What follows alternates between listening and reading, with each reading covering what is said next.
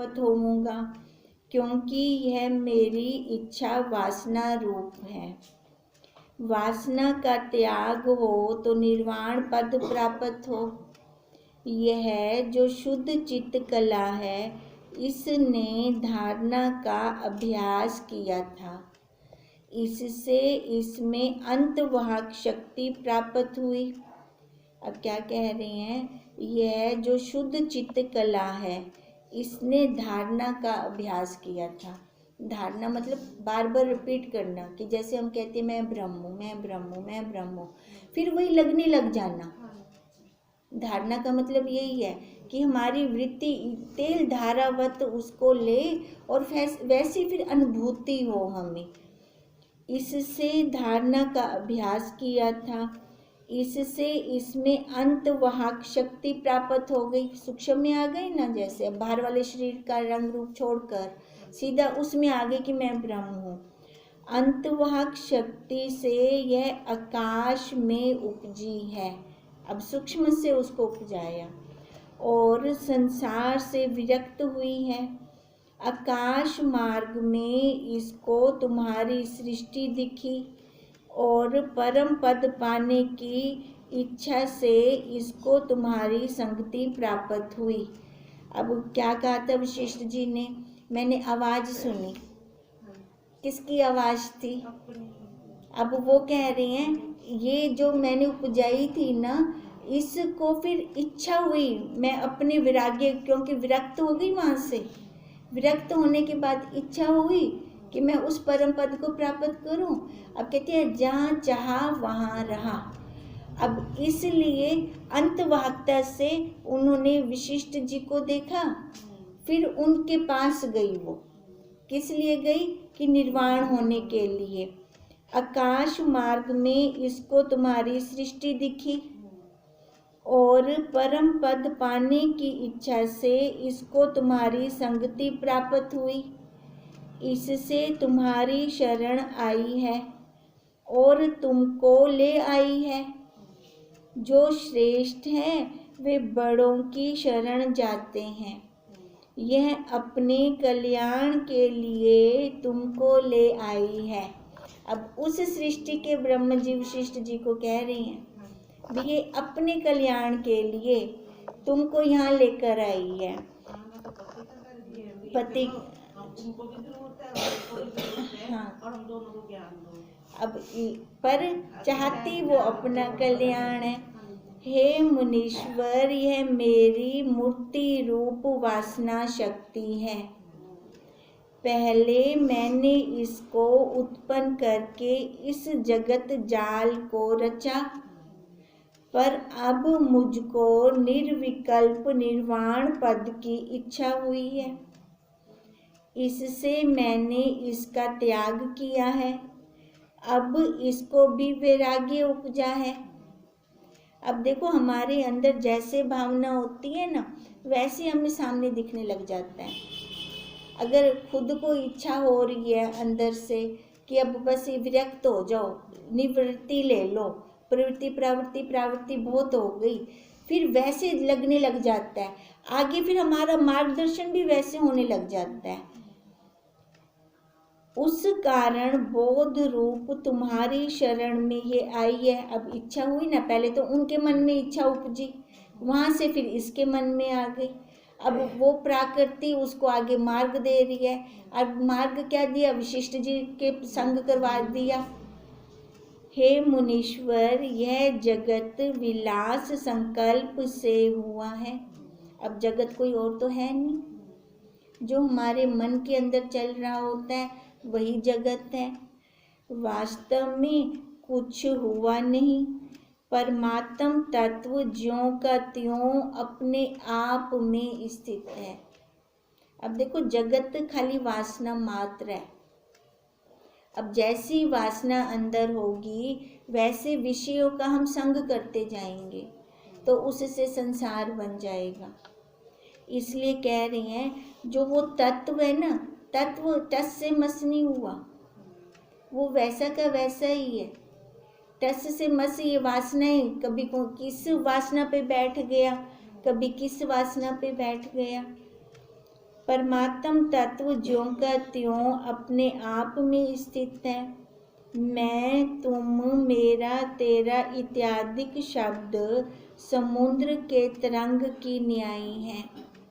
जैसे तरंग आ रही हैं जा रही हैं, ऐसे ही मेरा तेरा आ रहा है और जा रहा है। जैसे समुद्र में तरंग उपजकर शब्द करते हैं और फिर लीन हो जाते हैं। उन शब्दों का कोई अर्थ है नहीं है ना। अर्थ शब्द तो हो रही हैं, शोर तो हो रहा है, पर अर्थ कोई नहीं है। अब ऐसे ही मेरे तेरे का शोर हो रहा है, पर इनका अर्थ कोई नहीं है। तरंग उपजकर शब्द करते हैं और फिर लीन हो जाते हैं। वैसे ही हमारा तुम्हारा बोलना और मिलाप होना है, पर इनका अर्थ कुछ नहीं है।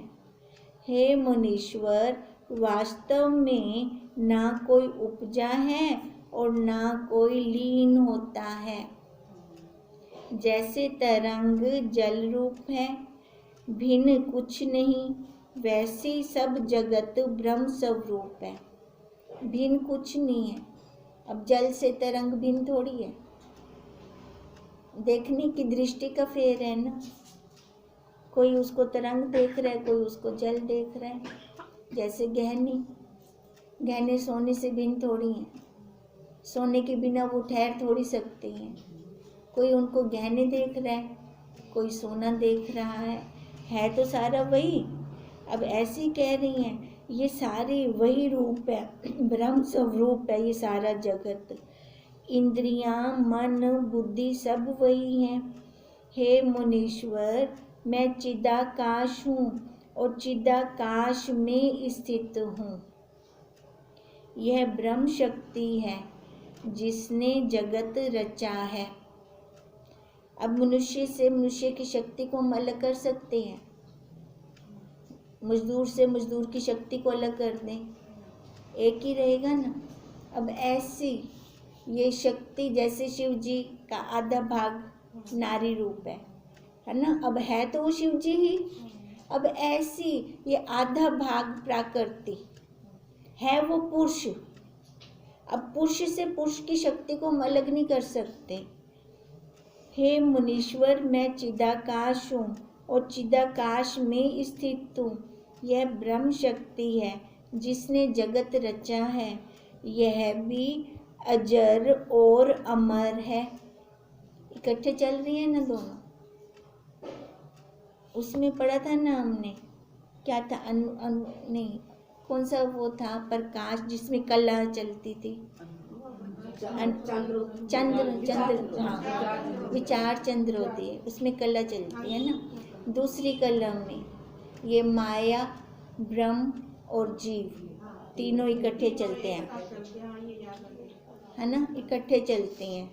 अब ये वही कह रही हैं, यह भी अजर और अमर है, ना कभी उपजी है और ना इसका नाश होगा। शुद्ध आत्मा किंचन द्वारा जगत होकर ये भासित होता है। जैसे सूर्य की किरणें जल होकर भासित होती हैं। अब सूर्य कहाँ और उसकी किरण कहाँ पड़ रही है। अब किरण से हम अनुमान लगा रहे हैं कि ये सूरज है, तभी हम कहते हैं ना किरण भी सूर्य रूप है। अब इसलिए कह रही है जगत भी ब्रह्म रूप है, परंतु जल कुछ उपजा नहीं, वैसी सब आत्मा ही है, विश्व कुछ उपजा ही नहीं। वैसे भी हम देखें, जब वो कहता है कि कण कण में मैं व्यापक हूँ, जब वो हर जगह पर है, तो मतलब हम और किसी को क्या नाम कैसे दें, कोई उपाधि कैसे दें, दे ही नहीं सकते। अगर देते हैं तो वो झूठ लेंदा बोला, है ना। अब इसलिए वो कह रहे हैं कि उसके बिना और कुछ है ही नहीं, सब आत्मा है, विश्व तो कुछ हुआ नहीं। हे मुनीश्वर, जगत जाल होकर आत्मा ही दिखता है, जो दिख रहा है ना ये सारा वही है। अब हम क्या मान रहे हैं उसको, हम ये जगत के नाम रूप आकार वाले मान रहे हैं कि उसको वही ब्रह्म मान रही हैं। पर जगत के उदय अस्त होने से आत्मा में कुछ भी क्षोभ नहीं होता। कितने आकार आ रहे हैं, जा रहे हैं, कितनी तरंगें जल में आ रही हैं, जा रही हैं। तरंग को, जल को कोई क्षोभ है? उनको पता है मेरी तो निकली है, मेरी बच्ची वापस समुद्र पे खेल कर आ जाएगी अंदर, ठीक है। अब ऐसे उसको कोई क्षोभ नहीं है। ये जितने आकार हैं खेल कर फिर उसके अंदर आ जाएंगे। अब जैसे बच्चा सुबह जाता है, खेलता है, रेते के ऊपर घर गुर बनाता है, शाम को पैर मार के तोड़ के फिर आ जाता है अपने घर, खेल खुल के आ गया अंदर, माँ को कोई तकलीफ तो नहीं है। अब ऐसी ब्रह्म रूपी माँ को कोई तकलीफ नहीं है। ये हम खेल रही हैं, उसके अंदर खेल रहे हैं, पर हमें पता हो कि मैं वही ब्रह्म हूँ। हमारा ये जो संबंध है ना, जो परिवार है ना, ये परिवार हमारा नहीं है, ये कर्मों का परिवार है। कर्मों का परिवार हमें समझ आना चाहिए, पर हम इसको कर्मों का नहीं मानते। हम क्या मानते हैं? अपना मान लेते हैं, मेरा मान लेते हैं, तभी फिर मैं यहाँ दुखी भी होती हूँ, सुखी भी होती हूँ। ये कर्मों का परिवार है, इसको बुद्धि में बिठाएं हम अपनी। जब तक इनके साथ कर्मों का लेन देन है तब तक ये शरीर खड़ा है, जब तक कर्मों का लेन देन नहीं है, लो दौड़ चलो, फिर यहाँ से खत्म। तो ये बात समझ में क्यों नहीं आती? कितने आ रहे हैं, जा रहे हैं, एक एक की इसने पाई का चुकता करना है। लास्ट में 2 साल बिस्तर पे पड़ जाए तो डॉक्टरों का चुकता करना है। इवें कौन जैसे डॉक्टरों को, तो ये बुद्धि में बैठ जाए ना, ये आकार मैं नहीं हूँ, मैं वही ब्रह्म स्वरूप हूँ, और यही मेरा ही चमत्कार है सारा ये। क्योंकि मैं हूँ तो ये है, मैं हूँ तो मैं उस ब्रह्म को जान पा रहा हूँ। शुक्राना इन 5 तत्वों का, इन 5 तत्वों के द्वारा मैं उस ब्रह्म को जान पा रहा हूँ। नहीं तो अगर ये 5 तत्व ना होते तो मैं उसको भी ना जान पाता, है ना। इन 5 तत्वों का भी हमें बार बार शुक्राना करना चाहिए। इसलिए कह रही हैं, वही हे मुनीश्वर जगत जाल होकर आत्मा ही दिख रहा है। अब मैं इसको कैसे जान रही हूँ? इन 5 तत्वों के अंदर आकर ही जान रही हूँ, पर मैं वही, ये नहीं हूँ, नाम रूप आकार नहीं हूँ मैं ये। पर जगत के उदय अस्त होने से आत्मा को तो कोई फर्क नहीं है। ये 5 तत्व वैसे खड़ी हैं, जो आकार है, घटता भी है, बढ़ता भी है। आकार में हेर फेर हो रहा है, पर उसमें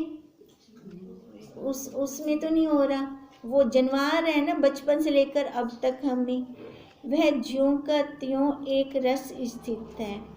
जैसे समुद्र में तरंग उपजते और लीन होते हैं, परंतु समुद्र का तो ज्यों का त्यों ही रहता है, वैसे ही जगत कुछ उपजा नहीं, संकल्प से उपजे की न्याय लगता है। खाली प्रतीति है, ये खाली प्रतीति मात्र है, हुआ कुछ भी नहीं है। जैसे दृढ़ता से जल ओला हो जाता है, बर्फ बन गया, वैसे ही चिन्ह मात्र में चैतन्य से पिंडाकार भासित होता है। अपनी दृढ़ता आकारों पर है ना, तब ये आकार हमें भासित हो जाता है। फिर अगर हमारी दृढ़ता सूक्ष्मता में हो ना, तो हम अपना काम करके लो दौड़ चलने वाला काम करेंगे, पर हम लो दौड़ चलने वाला काम नहीं कर रहे। आप पता ला वापस आवन वाला काम कर दे बैठो। कहते हैं वास्तव में कुछ उपजा नहीं है। हे मुनीश्वर, यह जो शिला है इसमें हमारी सृष्टि है, सो केवल चिन्ह घन रूप है।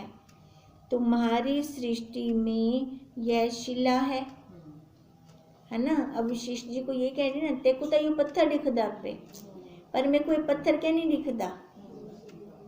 मेरे को इसमें के अंदर सृष्टि दिख रही है, और हम चैतन्य घन है। चैतन्य आकाश आत्मा ही शिला होकर भासित होती है। जैसे स्वप्न में सब सृष्टि जागृत रूप दिखती है, वह बोध रूप है। बोध ही जगत सा भासित होता है। अब स्वप्न की सृष्टि का उदाहरण देते हैं। जब जागृत अवस्था में आते हैं तो कुछ रहता नहीं, खाली वो उसका अनुभव रह जाता है। जो हमने स्वप्न में देखा था ना, वैसे का वैसे खाली अनुभूति रहती है हमें।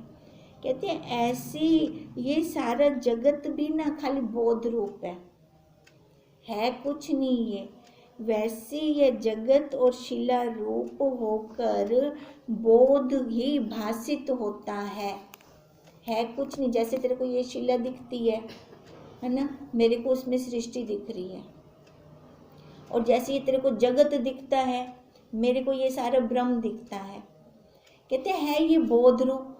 बोध रूप मतलब अब जैसे उन शिला पड़ी है, शिला उनको भी दिख रही है जो वो ब्रह्म है उस सृष्टि के, पर उनकी दृढ़ता कहाँ पर है?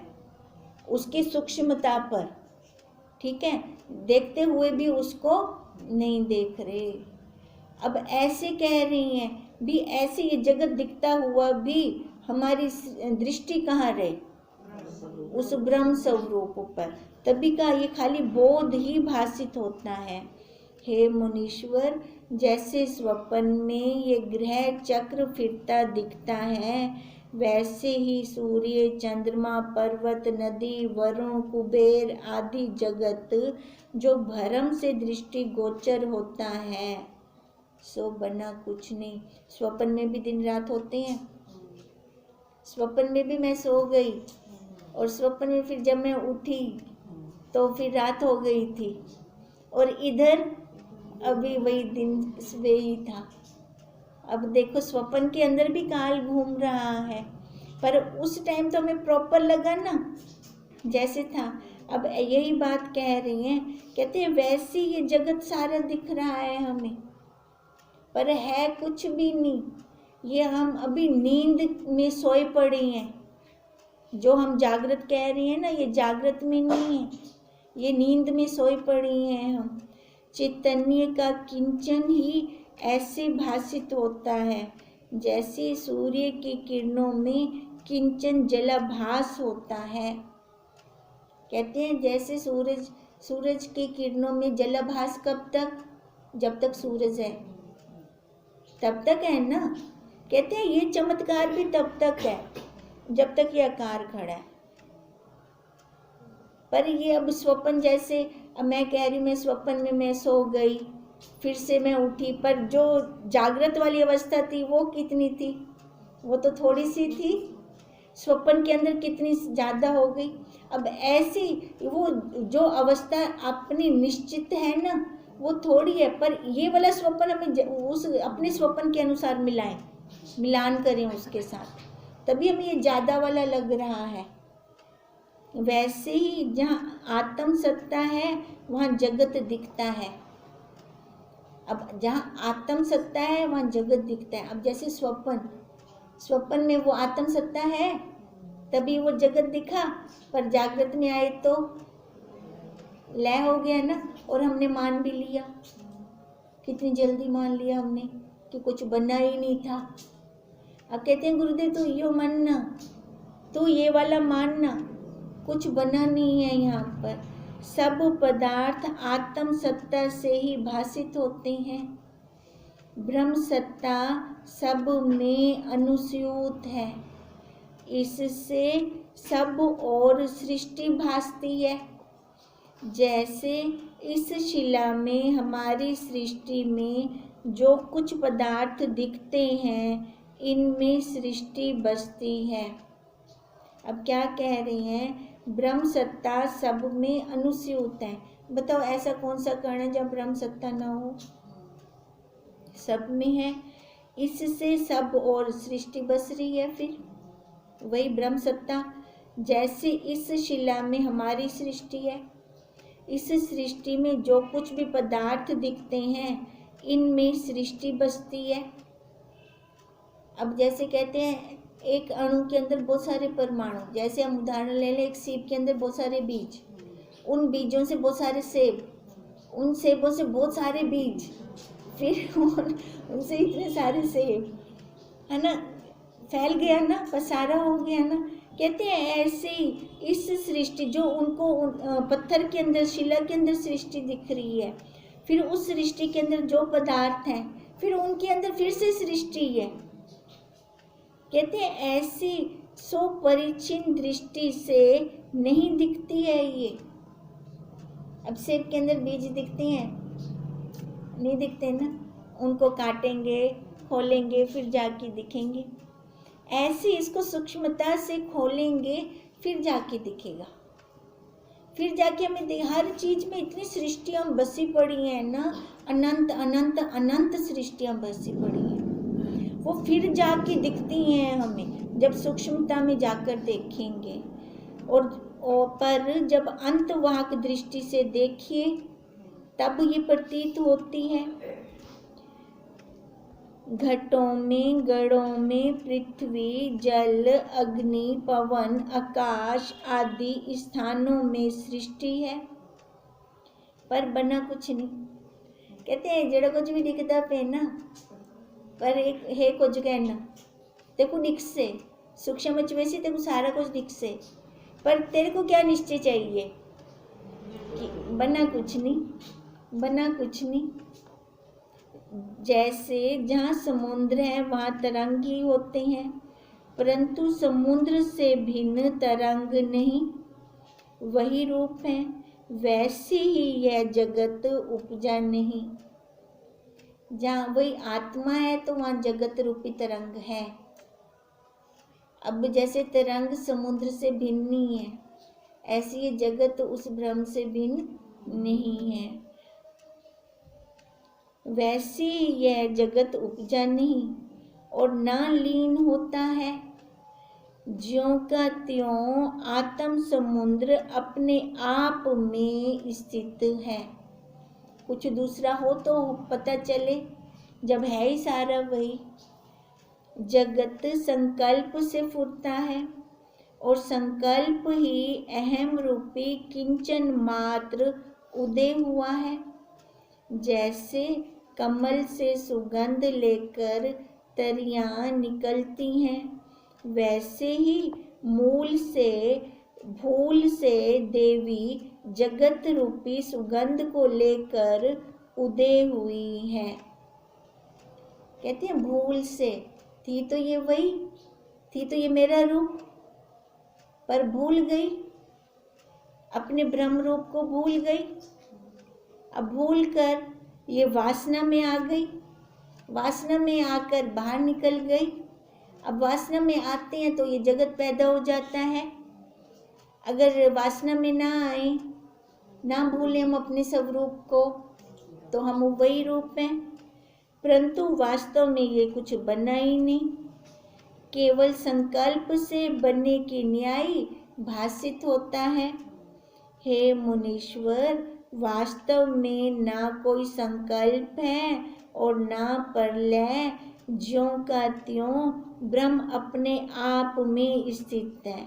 अब बताओ, अभी इतनी देर से संकल्प संकल्प कर रहे थे, अब कहते हैं अब वास्तव में ना कोई संकल्प है। अब वो संकल्प भी नहीं है सारा वही अपना, क्योंकि वो कण कण में व्यापक है ना। क्या हम किसी को क्या नाम दें? ना प्रलय, ना कोई संकल्प है, ना प्रलय है। ज्यों का त्यों ब्रह्म अपने स्वभाव में स्थित है। जैसे आकाश में आकाश और समुद्र में समुद्र स्थित है, वैसे ही ब्रह्म में ब्रह्म स्थित है, और कुछ दूसरा है ही नहीं। अब देखो ये ना, अब हमें संकल्प से भी ऊपर उठा रहे हैं, अब हमें ये उसमें बिठा रहे हैं ब्रह्म। अरे तू ब्रह्म ही, ये संकल्पों को भी छोड़, और तू है ही वही अनुभूति ले अपने अंदर। अब वो, हे मुनीश्वर, यह जगत न सत्य है और न असत्य। आत्मा में ना यह उदय हुआ है और ना अस्त होवेगा। जैसे आकाश में नीलता ना सत्य है ना असत्य, वैसे ही ब्रह्म में जगत न सत्य है और न असत्य। सत्य इसलिए नहीं क्योंकि एक रस नहीं है, असत्य इसलिए नहीं कहते क्योंकि दिखता है ना। तो इसलिए कहते हैं ना ये सत्य है ना ये असत्य है। मैं उस ब्रह्म का किंचन ब्रह्मा हूँ और यह जगत मेरे संकल्प से उत्पन्न हुआ है। अब मैं संकल्प को निर्वाण करता हूँ। जब संकल्प निर्वाण होगा तब जैसे कमल का नाश होने पर सुगंध का भी अभाव हो जाता है, वैसे ही जगत का भी अभाव हो जाएगा। जो उनका बनाया हुआ जगत है उसका अभाव हो जाएगा। अब जैसे अब मैं अपने संकल्प को समेट लेती हूँ, अपनी वृत्तियों को समेट लेती हूँ, अपने आप में आ जाती हूँ, तब इसके बनाए हुए जगत का नाश हो जाता है ना। जब हम ध्यान समाधि में बैठते हैं, अपनी वृत्ति को एकाग्र कर लेते हैं, तो बाहर का कुछ हमें भान नहीं रहता। और उठ के भी अगर उस टाइम घंटे 2 घंटे हमारा कर्म चल रहा होता है या क्रिया हम करते हैं, तो भी हमें उनका कुछ भान नहीं होता। होती है ना ऐसी अनुभूति। अब उस टाइम वो जगत खत्म। अब ऐसे ये कह रही हैं, अब मैं संकल्प का निर्वाण करता हूँ।